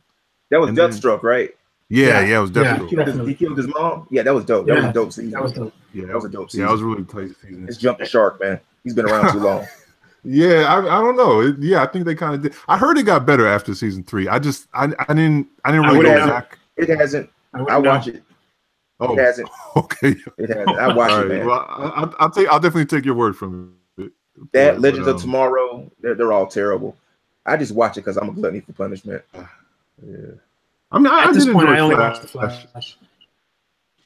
And what do you think about the Flash this season? Honestly, I haven't. Honestly, this season I haven't seen really. The season is crap. Oh, is it? I'll be honest with you. Oh, this season's crap. Oh, okay. Thank you. I mean, first of all, you don't get rid of Wally West and replace him with. I'm sorry, you just don't. Well, they got rid of Wally West. Well, yeah, I don't know what the issue is, but Wally West is now going to be in Legends of Tomorrow, and I'm like, all right, well, I guess that's just that's just the minor leagues, I suppose. But really, right? But to your point, though, like I feel like maybe that's an issue with the Arrowverse is. It's like they're trading players. You know what I'm saying? Like I don't know. Like maybe Wally West would make more sense on the Flash. And worse is the fact that they recently killed off Professor Stein, which means Firestorm doesn't exist anymore. So Firestorm being the only black hero, is now replaced by another black hero. Yeah. Oh really? So he's replaced? Oh, they just swapped him out. Like they didn't want to swap him out. Right. That's crazy, man. I don't know, man. I'm definitely enjoying. I hope that if it gets brought into the larger universe, it's not at the expense of the show. Right. So. I know you don't want to see Felicity just show up in this place. You know, like, oh look, your computer software for your school needs to be upgraded. Let's go do that. They would have Felicity at their hotel. Oh man. Yeah, this episode though, I don't know. I really did enjoy this past episode. I thought, about his wife and like the moral dilemma about like I can honestly see both sides, and that's why they're at an impasse. You know what I mean? And I think one of the things the show does really well is that they genuinely love each other. It's not even like, oh, there's this couple that's like broken up and they just I can't stand you. It's like they've got this like genuine, just like beautiful love for each other, and they care about their kid and like the co-parenting too. You know what I mean? Like they're whatever is between them, they don't let that affect how they parent their kids and work together. So I honestly don't know if I can even think of an example of that really being done. Nothing that jumps readily to mind as far as that type of relationship with the characters. I think that alone is a really fascinating thing that this show brings to the table. Definitely. It's beautiful, actually. Yeah, man. Cool. Yeah, what else has everyone been reading or watching? Everybody got their Black Panther tickets? Absolutely. I was just talking about that today. I'm ready. Yo, man, it's here. I mean, it's just about February, man. It's crazy. It's crazy.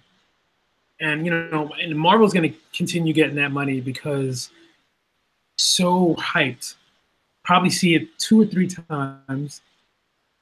really get a breather, then you have the Infinity War, which Black Panther is in, of course, along plays with a large role. Right, plays a huge role. So it's like we're getting sort of 2 movies with Black Panther in a series of months. You know what I mean? It's just like, yo, here's my credit card. Like, just sign me up for all of it.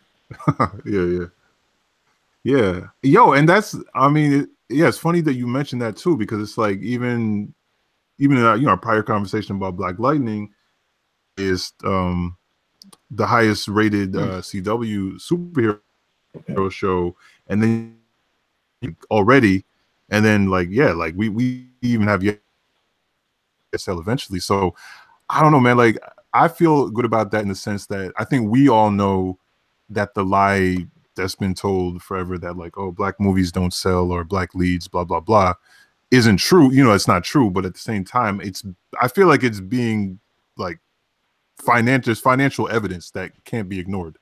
You know what I'm saying? Like, if Black Panther does what it looks like it's going to do, like, you can't ignore that. It's going to shatter records. Yeah, absolutely. Oh yeah, definitely. It's going to be like it's going to be the biggest Marvel movie to date until Infinity Wars come out.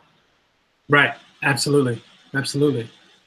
You know, and honestly, I think that Marvel continues to. They're lucky. Let's just put it that way, that they have Black Panther coming out, because let me tell you, I think that Wonder Woman absolutely kicked Marvel's ass in many ways. Yeah, and they're behind the ball with Captain Marvel, so they're kind of lucky in that sense. You know what I mean? Because I think Captain Marvel is going to be. I mean, it's not going to be shattering in the way Black Panther is, but I think it has the potential. It's Wonder Woman. And Wonder Woman is huge. Yeah. Could be. You know, I mean, just not to sidetrack, but I'm slightly excited because I forget the actress's name. There's a Black actress. Is that her name? No. I know Brie Larson, but there's a Black actress that was cast recently, and I can see her definitely looking a little Monica Rambeau-esque. Yes. The one from She's Got to Have It. Yes. Yeah. And I'm holding out hope, man, that she's gonna be be a Monica Rambeau. You know, I'm hoping that they'll find a way to work. I don't see why not. Yeah. I don't see why not. They have the original Captain Marvel apparently in this film. I think Jude Law is playing him. Yeah. So I don't see why she wouldn't be Monica Rambeau. Exactly. 3 Captain Marvels in one movie. I made this comment that and then the Shazam movie's coming out, so that's like another Captain Marvel movie in the same year. Right. We'll see. You know how DC is. Yeah, I do know how DC is. Yeah. I want to treat DC like a punching bag, but I genuinely am like, what do they know what they're doing? Like, you know, they're just all over the road. No. Remember we talked about Lost? That's DC. Yeah. Yeah, man. It's so no funny. Reason. There is no reason Justice League should have failed. It's no reason. Come on. Yeah. Come on. Well, and it wasn't. I don't think it was a bad film. It was definitely better than what we have seen. Not better than Wonder Woman, but better than what we have seen in terms of best.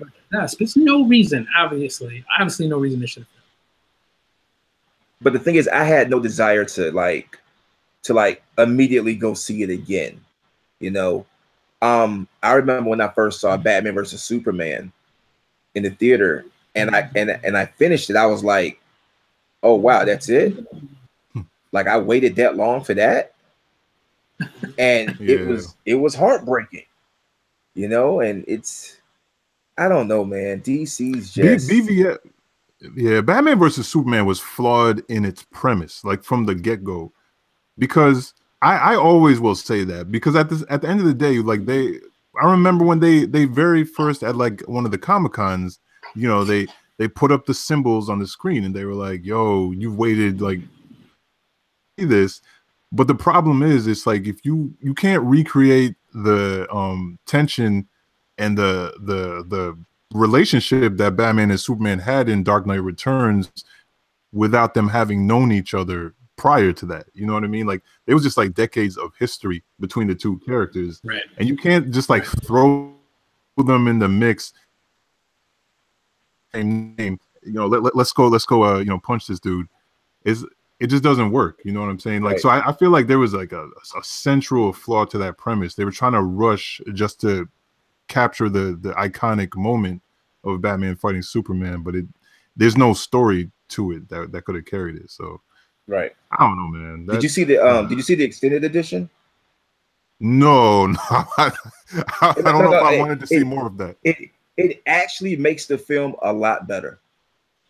I heard that. Oh, does it? Yes, it really does. I did hear that. I don't know if I saw the extended edition. Do you feel like I blocked a lot of that out of my mind? Yeah. Do you feel like it makes it better in the sense that, you know, there's connective tissue that got yes. Florida? Yes, it really does. Okay. It's like, oh, okay, that makes sense. That makes sense. The Martha part still stupid, but everything else makes sense. Hey, I'll check it out, man. On your recommendation, I'll definitely watch that.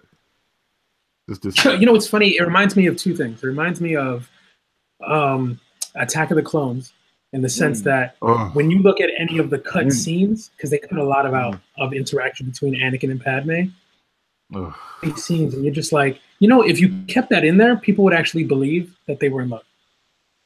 But you cut it out, and it was So that's one. Two. X-Men, the Future Past, they cut Rogue out. They've been showing the Rogue cut lately on TV, and the Rogue cut is like 20 times better. Oh, really? Yeah, it is. It really is. Stuff makes it really is. A lot of the stuff that happens, that kind of makes sense, and you're just like, why did they cut this out?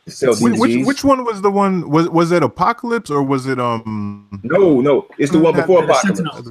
The one before Apocalypse. What was that? That was Future Past? Yeah. Future's Past, yeah. Oh. With the old and new cast. The road cut is interesting, yeah. Okay. Yeah. That's a whole other subject. His X-Men and like what's going to happen, man. Like, you know, with the X-Men universe. We're gonna see it done right. Just to wrap that up a bit. See, I kind of feel like Marvel should do a clean reboot. But I think that's what hopefully. Yeah. But I think that's why DC kind of rushed so much, is because if you look at X-Men and you look at the Avengers, all these, and Spider-Man, all these films have got like a 10-year head start. Yeah. And they tried to basically skip all the steps to be just as big as they are now. That's definitely agree with you on that. Definitely agree with you on that. Man of Steel was not bad though. Too. Yeah, no, Man of Steel wasn't bad. Man of Steel wasn't bad. I mean, I had issues with certain parts, but it wasn't a bad movie. Right. Like, it wasn't terrible. No, yeah, I thought Man of Steel was a good, solid movie, and you're right. It issues that people had with Superman. For that film, I could live with them because I felt like it was like an origin story, and he wasn't really who he was going to be yet. I think BVS, I thought it was kind of crazy because I expected him to be, you know, I don't know, to have advanced as a character, right. You know, based on his experience. Exactly, yeah, but nah, he was just kind of, you know, brooding Superman, brooding man. The way he was in Justice League when he came back from being dead, that's the way he should not have been in Batman vs Superman. Right. Instead of just he's angry and you don't have the right to defend the people beating up people. That's my job. It was kind of weird. Yeah, man. Well, I don't know. Let's see what they're gonna do. This is that do because it sounds like they're every week threatening to do another. You know, I don't know. I think they should flush everything at this point. But do you think it's salvageable if you boot it? They're saying Flashpoint's supposed to be the mark of them doing that. God. I don't think they've earned the. You know what I'm. Well, you know they tell me Affleck wants to leave. Affleck's in, he's out. He's in, he's out. It's like I like him as Batman. You know, I actually do. He's one of the saving graces of BVS. But if he doesn't want to do it, I mean, just let him go. And that is my fundamental point. The fact that you basically made Batman 20 years older than everybody else. That was crazy. Is what you deal with. Yeah. You know what I mean? As opposed to, let's say, having Batman be like a James Bond thing where every few years you get a young actor. That's fine. But you make him older, you're going to deal with certain issues. Of course, Ben Affleck doesn't want to play him forever. Of course not. Young, who was just sort of making it in the industry, I don't know, like Tom Holland or something like that, as equates to Spider-Man. Right. Then you have you have so many movies to do it. Right. And you know what's funny? If you look, I'm sorry, go ahead. No, you go ahead. Sorry. If you look at Tom Holland, I think the kid's like what, 19, 20? Yeah, he's like 20. Something like that. Yo, that's perfect. He can be Spider-Man for at least the next, honestly, 10, maybe 15 10 years. Yep. Yeah. And they already left themselves an opening whenever he wants to leave to put Miles in. Absolutely. They had Uncle Aaron in there. Talking about. Yeah. Like, that's smart. Yep. You smart. Yeah. It's crazy. Yeah. The more I think about it, it's crazy. Yeah. But you know what you're talking about, Tony? Like that the idea of the older Batman of the press, because they were so hungry to capture the energy of Dark Knight Returns. Exactly. He's older than that. Let's just make him older than this. Which was weird. Right. It just doesn't work. I also think it's also worthy to note that the New Mutants movie has been pushed back several months. A year. A year? Sorry. Okay. 1 year. They pushed it back, which is fine because it looked terrible to me. I had no interest in seeing that movie. Whitewash. But I think that's interesting. Well, yeah. Oh yeah. That's for sure. Yeah. But I think it also just says a lot with the acquisition of Disney now. Who knows what's going to happen? And I think it's also going to be very interesting what ends up happening to Deadpool. Oh, they actually moved it up. Deadpool's coming out in either May or June. Everything's still to go with Deadpool too. Good. Yeah, see, Deadpool. I think they know where their bread is buttered with that. Like, exactly. Oh yeah, but there's this whole thing about the rated R type of. Yeah. He said that they're not going to touch that, so let's hope so. Yeah, but what was I going to say? The two. So the success and how good Deadpool and Logan were, it frustrated me a little bit because I was like, oh man, Fox is never going to give up these characters now that they had a couple good movies. But but Logan, they without time travel, basically, they kind of can't. I don't see how they can bring X-23 in because this thing at this point after all the other heroes are dead. So, you know what? I'm okay with that. I'm okay with that being sort of a standalone movie. Because I felt like that story, good. Yeah, to be. Yeah, it doesn't need to continue. But I liked her though, man. I would have liked to see her in another. She was dope. Another movie. So, do you think they're gonna have Hugh Jackman come into the Marvel universe as Wolverine? No. I just read some speculation. It's internet speculation based on something that Sebastian Stan said in an interview. So you can't necessarily take it. I don't know. Like, I could see him doing like a sort of like a cameo. Like as. Let's say whoever is the real Wolverine kind of bumps into Hugh Jackman or whatever. Like, what is this guy? Sort of like a Stan Lee type of thing, but I don't Wolverine in the Marvel universe.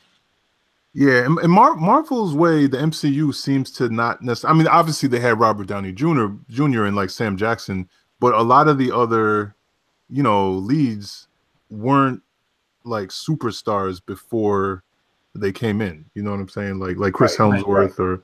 So I don't know. I could see Marvel like doing the wise thing and finding some relatively unknown Logan-esque. I mean, I like Hugh Jackman. I'm not hating on his take on Wolverine. No, not at all. Not at all. Yeah.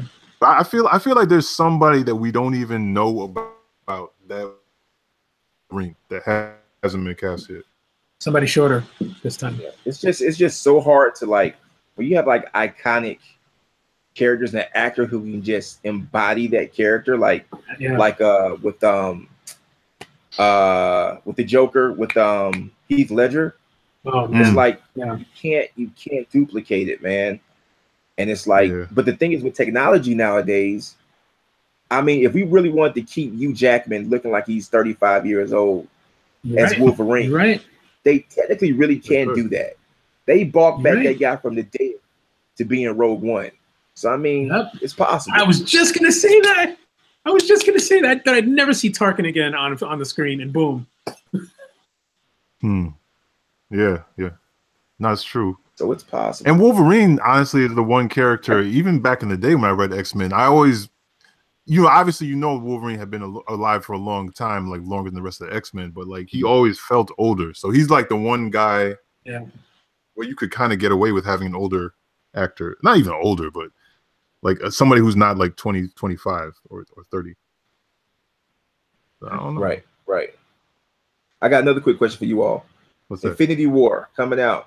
Who do y'all think is going to make? Who's going to get killed? Oh man, everyone. I mean, not T'Challa. They know. Nah. I think they're not going to touch him. I mean, look, Cap is out of here, man. Cap is gone. You think Cap is out of here? Cap is gone, man.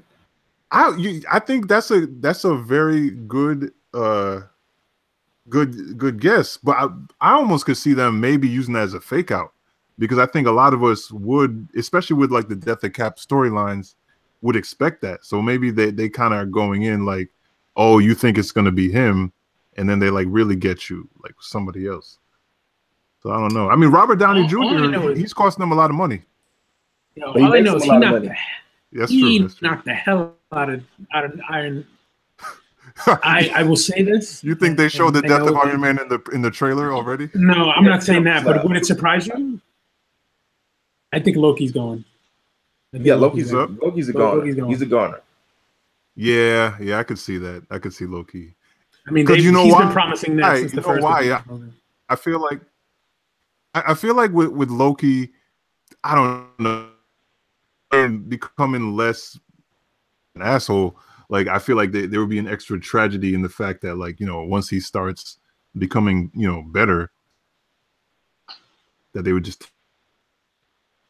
Yeah, I get it. But, I do joke when I say that they're going to kill everyone, but good. I mean, Thanos has done that. You know what I mean? And they could all come back with the damn rings. I mean, the stones, the Infinity Stones. It's totally possible that he could just kill everyone. Whether they show it is another thing. I think Hawkeye's going. That's true. I mean, once you Hawkeye. Yeah, Hawkeye. Yeah. He's useless anyway. Yeah, exactly. It'd be kind of like Glenn, right? Like having somebody. No. Glenn is dope. Don't get me wrong. I like Glenn, but actually Glenn is better than Hawkeye. I only meant it would be like Glenn in the sense that like I was gonna die in the last movie, family and everything, but then he survived, and then like this would be the perfect time to take him out, like when I'm expecting it. But no, definitely Glenn is greater than Hawkeye though. Yeah, Vision is getting murked.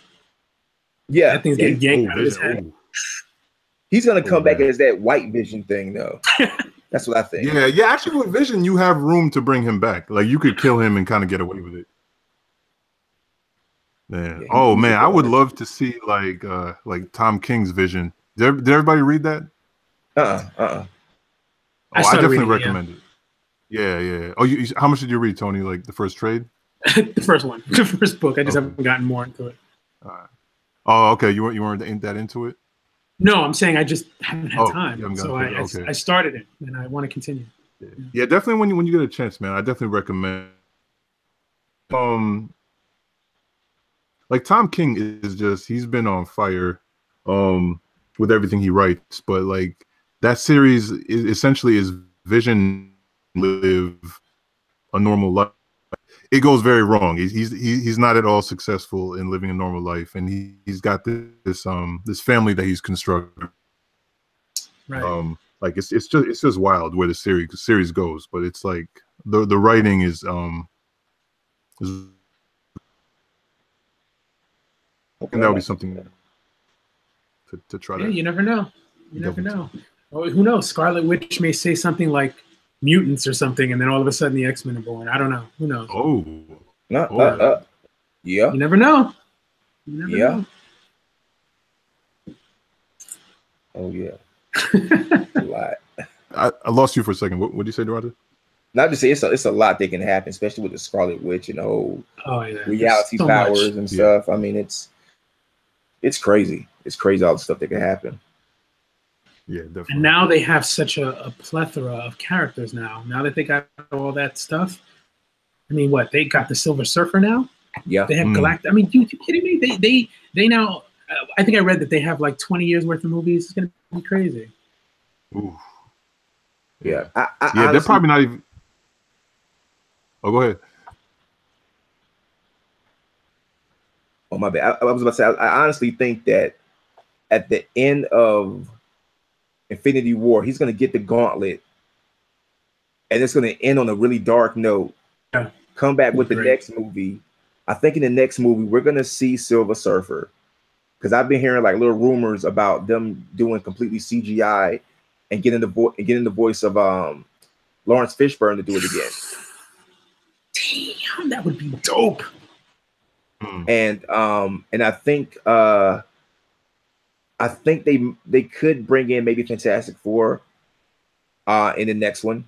I could see that. To be honest with you, I mean, I think one of the things that this universe has been missing has been Reed Richards. Now, don't get me wrong, I don't really care about the Fantastic Four, but I've always recognized in those big upheavals when Galactus comes and they need somebody who's smarter than everybody else, you know what I mean? They usually have some sort of Reed Richards type of person build this gun that'll send him back to wherever, the negative zone. Because I honestly think that the smart thing that Marvel will do is to do like the Incredible Hulk. Don't give the Fantastic Four their own movie, but sprinkle them in other people's movies. Absolutely. Yeah. Yes. Yeah. Because I think that was like kind of like the route they were probably about to go with Thor, because I thought the first two Thor movies were boring, but Ragnarok just changed everything. That movie was great. Great. I mean, apparently, yeah. Like, but I mean, this like you liked Ragnarok. How did you feel about Ragnarok? I thought it was dope. I thought it was great. It was a great resurgence into a dying movie series. Yeah. Like I said, I thought they were boring. Right. I think they were like that because they were trying to stick with a certain trope that was Thor. And I think somebody was like, you know what, let's cut his hair. You know what I mean? Let's give him some more life. Right. You know what I mean? Let's just destroy Asgard or whatever, and there you go. Right. Yeah, and you're right, because the Avengers films, I think they introduced him as number one, a character who had a surprising sense of humor. You know what I'm saying? And you know, I liked Thor when I was a kid in the context of the team, but I don't think I had more than 3 issues of like the character. I think he had that whole he's epic, and you know he's a god and everything, but at the same time, I would draw you into Spider-Man. I don't think that Thor as a character really had those things, even in the comic. Right. He had no stick to too much. He had no real problems. Yeah. Absolutely. I like they paid off, so I mean, they'll probably keep him around. I could see. Yeah. I think he'll get his eye back too. Yeah, that was the other very interesting thing. That was one thing I did not see coming. I thought it was great. You know, mess him up a little bit. Which part you cut out a little bit, Tony? I say the part that I liked was the fact that he did lose his eye, and I didn't see that coming. Sometimes you watch these movies and you kind of know what's coming, but that was a definite surprise. Yeah. And I was kind of glad because honestly, Hela had him overmatched. There was no way he would even should survive that matchup, but he lost something, and I thought that was great. I hope they bring her back. Oh, she was Hela back. Yeah, that was one of my favorite Marvel villains, like on the screen, man. Like she owned that. You know she's in Infinity War, right? Come again? Really? Yeah, she's. Oh, okay, cool. Okay, I lost you guys for a second. Did you? Okay. You said she's in Infinity War? Yeah, she's the embodiment of death. So she's gonna be the chick that Thanos loves. Oh. You are kidding. Oh yeah. That would make perfect sense. Mind. Yeah, that would make perfect sense. Yeah. So he's gonna fall in love with her. Everything's for her. All right. You just blew my mind. Wow. Yeah. That makes so much sense too. All right, man. I'm with it. Oh, what if yo, you know what? Oh my God. So what if he actually like saved her? That Surtur did whatever, and that's why. I mean, I don't know. I'm just speculating. You know what I mean? Because the ship was right there, and then had sort of the gods that were leaving Asgard. He was close by. He could have done it. Who knows? Oh, did you? Oh, never mind. I'm not gonna say nothing. Never mind. Okay, that's fine. You don't have to. I'm just fanboying right now. So you're but you know they're all dead. You know they're all dead, right? Of course. You're talking about Asgard, right? You're talking about the Asgardians. Yeah. They're all dead. They're all dead. I know they are. Yeah. Yeah, Thanos blew up the ship. Yeah. Of course. Oh wait, you're talking about the ship that was escaping? Yes. At the end, there was an end credit scene where Thanos' ship finds them. See, I thought that was the Guardians. Like I initially thought it was Thanos, but then because in the Infinity War trailer, don't they show Thor meeting the Guardians? Yes, because he's floating in space. He's floating in space. Oh. See, the only reason I know that is because I saw the bootleg trailer. Yeah, the bootleg trailer. I saw that. Yeah, I did too. Yeah, that's why everybody was like, "Yo, this ending is so dark." Yep. Trailer, and everybody died. Everybody, except for Loki, which I think he's just gonna save him for a special time. Oh my God, I can talk about this forever. Yeah. All right, so I think our time. We are reaching our time. I don't know if there's a couple of updates we want to do before we go. Just a reminder to basically order the Puerto Rico Strong Anthology. Yeah. I'm sorry, I missed what you were saying. No, I'm sorry. It's really probably try to get out and come back on, but I don't know if I can do that without dropping the call. Okay. Okay. You take it, Tony. You take the rest of the show. So basically, don't forget to order the Puerto Rico Strong Anthology. It's on Amazon currently as a pre-order. It comes out, I believe, sometime in March, but hopefully I'll have a chance to some panels or so. So we'll see how that works. Also, since we are talking about Lion Forge is on a roll. I've just recently caught up with Noble, probably one of the top written books that they've had. Caught up to their other titles yet, like Superb. Superb is great. So please check those out when you get a chance. Hopefully we'll get another chance to sort of really recap their entire line. But they are. Oh, we'll be talking about it. Yeah, I'm gonna be talking about Lion Forge, man.